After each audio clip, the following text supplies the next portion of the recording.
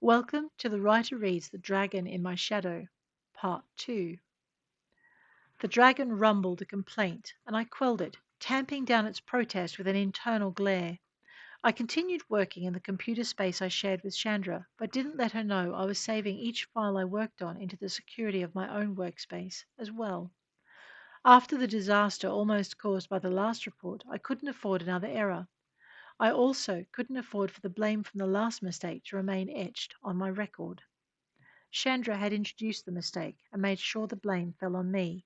Chandra was the key. Now that I knew that, I could combat it, but I would have only one chance. And if I was to survive, Chandra had to believe I still trusted her completely. I made a point of being my usual friendly self. When the dragon stretched its claws and bared its teeth, I laid a hand on its nose and gently shushed it. There was nothing to be gained by defeating this enemy, I told it. The sneer had said it all. Chandra had decided I was prey, and she would keep returning until she brought reality into alignment with that belief.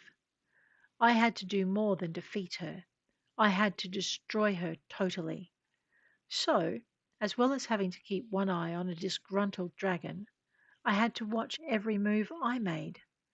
I didn't try for light-hearted, she wouldn't expect that at all. I went for a slightly depressed, confidence-shaken demeanor. It wasn't hard. I did feel slightly depressed, and my newfound confidence in life had been shaken. I'd thought I'd found a friend where everyone else had found a traitor. I thought I'd found a running mate where everyone else had found a backstabbing bitch. I'd been wrong, but at least I knew my skills hadn't let me down, and that meant I had a chance of winning after all. That was all that kept the dragon silent. I sensed its desire to shred her with its claws, open her belly and spill her innards, making her scream before it tore her head off with one neck-wrenching snap. I shared its desire and fought to keep the wanton beast in check. A day, I told it, was all we needed to achieve what we needed. A day and no more. It rumbled out a protesting growl. I hushed it, stroking its head in a secretive caress, and waited until my supervisor left his office. When he was gone, I took the document I'd asked Chandra to check and hid it in the bottom of his in tray. The afternoon wore on in an entanglement of exchanges where I guarded every word. It helped that I'd seen the expression on her face when I'd left the supervisor's office after the interview that morning. If I ever felt like relaxing, the dragon just had to bring it back to memory and replay the half-hidden sneer. "What's wrong with your hand?" Chandra asked, and I realized I'd been flexing my fingers like claws. "Cramp," I said, improvising hastily. "I probably should have taken that break at lunchtime. I'm not feeling all that great." She stared at me a little longer, suspicion leaking from behind her concern, an undercurrent of unease shaking the air between us. Perhaps more of my feelings had surfaced on my face than I'd realized. The dragon stretched lazily, content with the bitter twitch of fear. "This morning has left me wondering if I can do this job at all," I added, spicing my tone with a bit of self-pity and need. I hated it, and the dragon hated it. The snotty beast curled around itself, turning its back to me. So deep was its disgust that I didn't even try to soothe its ruffled scales. Its anger made me sad, and I pushed that sadness to the surface.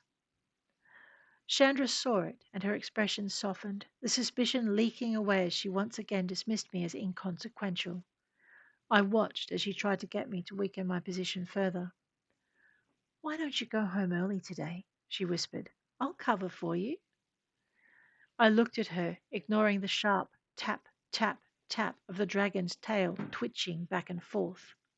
Like a cat, I thought. A particularly cranky cat. I studied Chandra as she watched me. For a long moment I gave her the impression I was giving her office some serious consideration. Like I was ever going to help her compromise me ever again. She kept the sympathetic and supportive veneer on her face as she returned my stare. I sighed, as though I might give in to the temptation, and anticipation sharpened her gaze. Chandra had claws of her own, I thought. She looked like she was scenting blood. "Oh, I don't know," I said. "Oh, go on," Chandra tried to reassure me. "I've got your back." She had my back all right, right along with the dagger she intended to plant hilt deep in it. No way in Hades was I going to let her do it again. Once was more than enough. The dragon twitched its tail and huffed out a sigh of its own. How can you even think of being so stupid? It thought.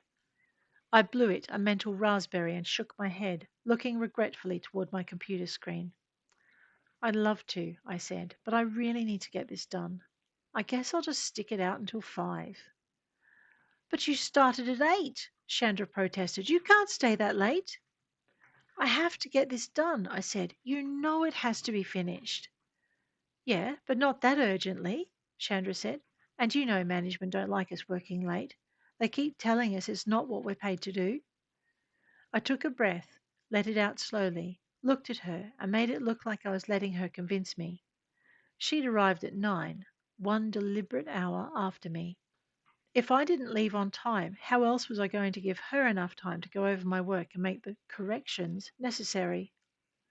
When she looked at my figures, she'd realized the report I was working on was complete. If the conniving bitch did what I expected her to, she'd have it corrected and submitted before she left this afternoon, and I'd be in the muck so deep I'd never get out. Okay. I guess it can wait until tomorrow morning.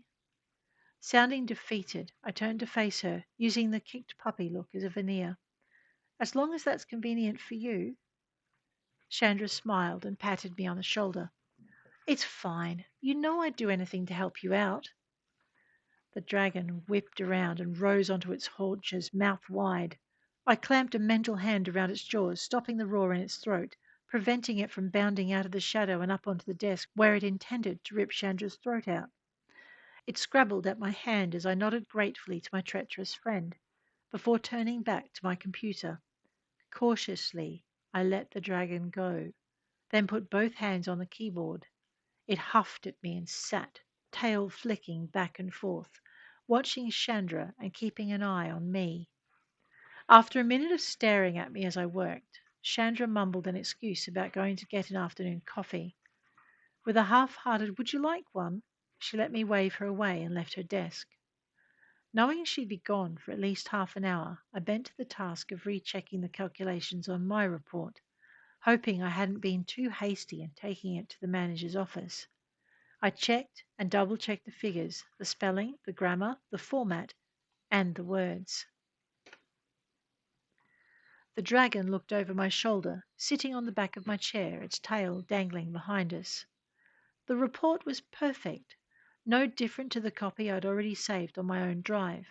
With my heart sinking at the thought of Chandra's inevitable treachery, I dutifully saved the completed copy in the workspace I shared with her. I had no doubt she'd be delighted.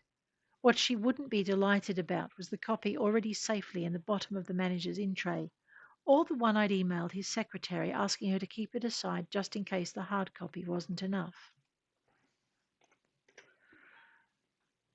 She'd given me a funny look when she came to check I hadn't sent it by mistake, but agreed not to delete it until the following afternoon. Assuring her this would be all the time I'd need, I'd returned to my desk. I had shut down my computer and was stowing my lunch things in my bag when Chandra returned. She was delighted I'd managed to complete the report. Now I'll be able to get it in on time, she said. Pitch. I'd never turned in a report that would make her overdue. Her words made me wonder if any of our joint projects had been turned in late. They made me wonder if mistakes were all I'd been blamed for. The dragon hissed with annoyance, scooting out from under my chair and into my bag as I turned to go. It didn't need to try and squeeze, but shrank itself to the size of a chihuahua and settled itself on top of my empty lunchbox. When it was ready, it poked its head out of the top of my bag and looked up at me. Well, my report's done, I said, so you won't be late on my account. As I picked up my handbag, I hesitated. How about you? I asked, softening my expression with concern.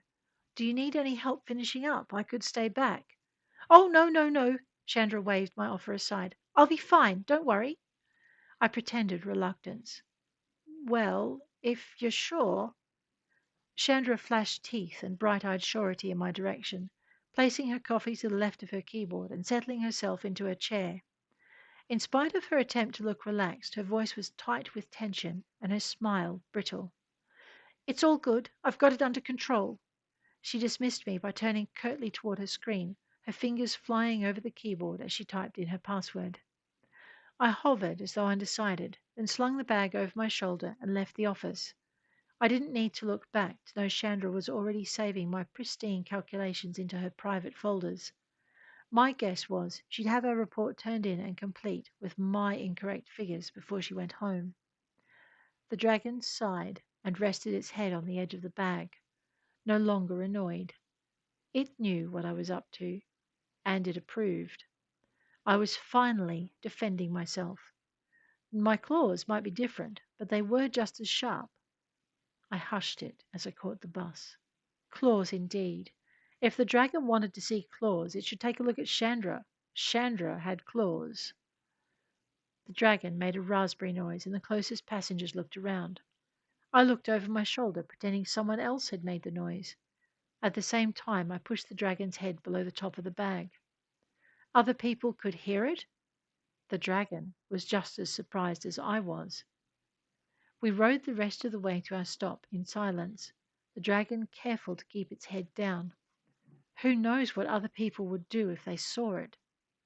The dragon said it would eat them all. I told it that such an action was inappropriate. It thought about another raspberry, but looked at the passengers getting off at the stop with us and decided against it.